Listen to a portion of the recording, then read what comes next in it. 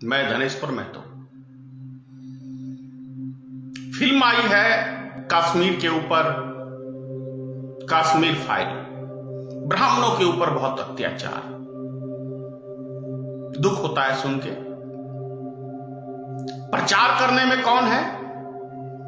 देश के वर्तमान प्रधानमंत्री Shri Narendra Modi, Bharatiya Janata party, IT cell और देश के जितने जाने माने न्यूज चैनल हैं, जिसे हम गोदी मीडिया या कहें कि मोदी मीडिया कहें, वो सब लगे हुए हैं, क्योंकि लक्ष्य 2024 का है। भाई आपको याद होगा 2019, 2014 में कैसे चुनाव जीता था भारतीय जनता पार्टी ने। समझिए, गांधी मैदान में बम विस्फोट कराया था, 14 बम।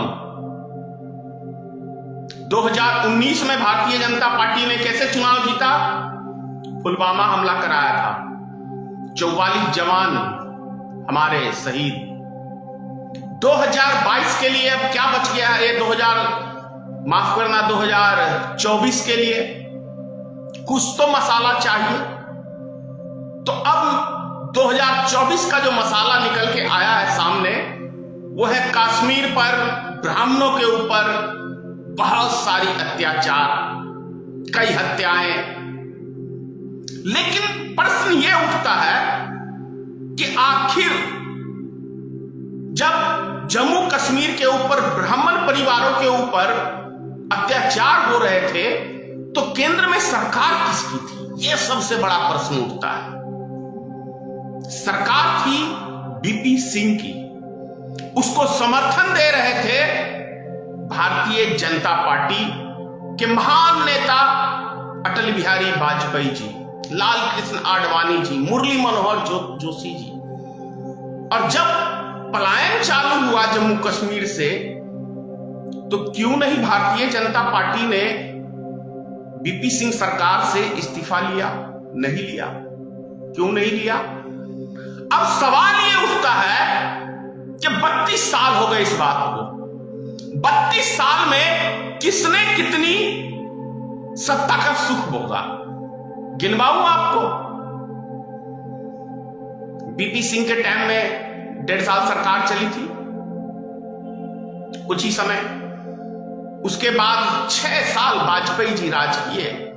कितने ब्राह्मण पंडित, वो भी ब्राह्मण थे, अटल बिहारी वाजपेयी जी भी ब्राह्मण थे, मुरली मनोहर जोशी भी ब्राह्मण। तो इन ब्राह्मणों ने जम्मू कश्मीर के ब्राह्मणों के लिए क्या किया? यह सबसे बड़ा प्रश्न उठता है। 6 साल बहुत लंबा समय होता है। आपने कितने ब्राह्मणों को बसाने का काम किया? 6 और 1.5 कितने हो गए? 7.5 साल। अब बात कर लेते हैं वर्तमान प्रधानमंत्री श्री नरेंद्र मोदी जी की। अभी 8 साल से कंटिन्यू भारतीय जनता पार्टी की सरकार है। मेरा यह प्रश्न है, और मैं समझता हूं देश के एक नागरिक का यह प्रश्न है, कि 8 साल और 7.5 साल, 15 साल, 32 साल में कितने ब्राह्मण पंडितों को बसाने का जम्मू कश्मीर में काम किया गया? कितने ब्राह्मणों पंडित को वहां बसाने के बाद उनको सुरक्षा दी गई? यह प्रश्न उठता है। दूसरा प्रश्न यह उठता है कि ब्राह्मण समाज के ऊपर यदि तनिक भी आंच आ जाए, तो सारा देश का सिस्टम चरमरा सा जाता है, बवाल खड़ा हो जाता है देश के अंदर। लेकिन हमारे देश में हजारों लाखों वर्षों से दलित समाज, महादलित समाज के ऊपर जो ये ब्राह्मण समाज के लोग अत्याचार करते आए, उनको शिक्षा से वंचित किया, उनके हक अधिकार से वंचित किया। इसके ऊपर कौन सी फाइल बनी है भारत के अंदर? इस पे भी जिक्र होना चाहिए। क्यों नहीं होना चाहिए इस पे जिक्र? हजारों वर्षों से ब्राह्मण समाज, दलित समाज के ऊपर, यानी फॉरवर्ड समाज, पिछड़ा समाज, पिछड़ा समाज, दलित समाज, इनके ऊपर अत्याचार, इनसे भेदभाव जो भारत में पैदा किया, इसका हिसाब किताब कहां? अभी कुछ ही दिन पहले गुजरात के अंदर एक दलित समाज का व्यक्ति मिलिट्री में होते हुए घोड़ी चढ़ के जा रहा था, उसको घोड़ी से उतार दिया जाता है। इसके ऊपर कौन सी फाइल बन रही है भाई भारत में? मोदी जी का शासन है, हिंदू का शासन है भाई, मैं हिंदू से ही सवाल पूछ रहा हूं। अभी एक और व्यक्ति की राजस्थान के अंदर हत्या कर दी गई है, वहां कांग्रेस की सरकार है, कांग्रेस के ऊपर भी प्रश्न उठता है। सिर्फ मोछ रखने से यदि किसी की हत्या हो रही है हमारे देश के अंदर, तो हमारे देश के अंदर क्या हिंदुत्ववादी और कौन से संगठन किस चीज की वर्चस्व चाह रहे हैं अगली जाति के लोग, आप समझ में आ रहा है? और आखिर जम्मू कश्मीर जैसे एक स्वर्ग जैसा देश में सिर्फ शेख, पठान और ब्राह्मण, सिर्फ 2-3 कास्ट क्यों? बाकी जाते क्यों नहीं? क्या प्रश्न है? दलित, महादलित, ओबीसी, मुसलमान में भी छोटी मोटी कास्ट है, जुल्हा है, फकीर है, ये सब का जिक्र कहीं नहीं आता। बस मैं पठान हूं, मैं पठान हूं, मैं ब्राह्मण हूं, अच्छी अच्छी जगहों पे। क्यों? हजम होगी बात है।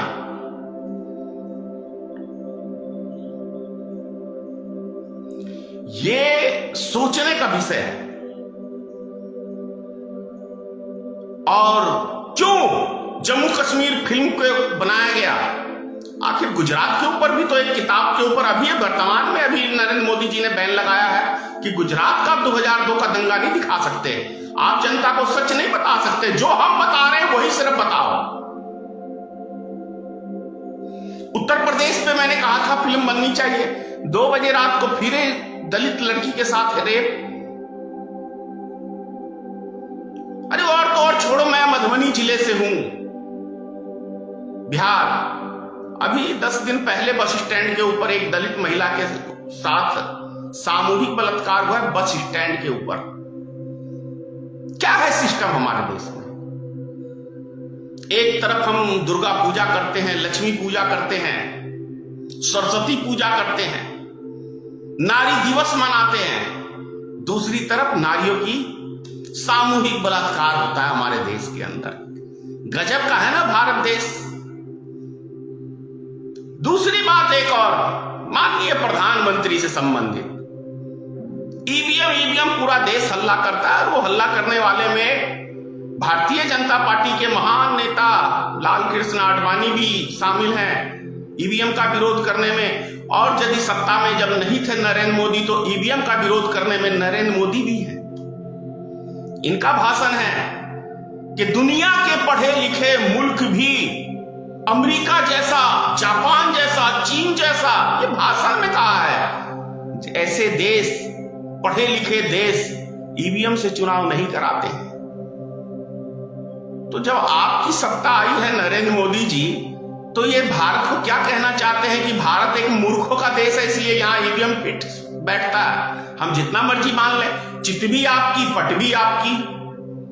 अभी तो देखा जाए वर्तमान के अंदर तो पूरे भारत में सिंगल इकलौती पार्टी और आप हैं सिंगल ईवीएम के समर्थक, बाकी तो कोई नहीं है। तो इसका मतलब क्या है कि आपको लाभ ईवीएम से पहुंच रहा है, तो ईवीएम ठीक है, लेकिन आप ही का भाषण है। अब मैं फिर बार बार बोलूंगा तो ये अंधभक्त की गांड में मिर्ची लग जाएगी कि भैया आखिर नरेंद्र मोदी जी पिछवाड़े से बोलते हैं कि आगाड़ी से बोलते हैं। इन्हीं के भाषण है भाई, मेरे कोई थोड़ी है, मैंने कोई थोड़ी बोला है। तो मोदी जी बोले हैं इलेक्शन से पहले, तो चुनाव जीतने से पहले कुछ और भाषण, चुनाव जीतने के बाद कुछ और भाषण। इसलिए नेताओं का कोई चाल चरित्र कुछ होता ही नहीं है, और मोदी का तो खास तौर से नहीं है। वैसे भी भक्तों की अम्मा के लिए आज से मोदी जी ने एक गिफ्ट दिया है 50 रुपए का, लीजिए, फिर बढ़ गया एक सिलेंडर के ऊपर घरेलू 50 रुपए। अब्बा ने बढ़ाया है, अम्मी जान खुश हो जाएंगी, अम्मी खुश हो जाएंगी भक्तों की। बढ़ाए जाओ, बढ़ाए जाओ।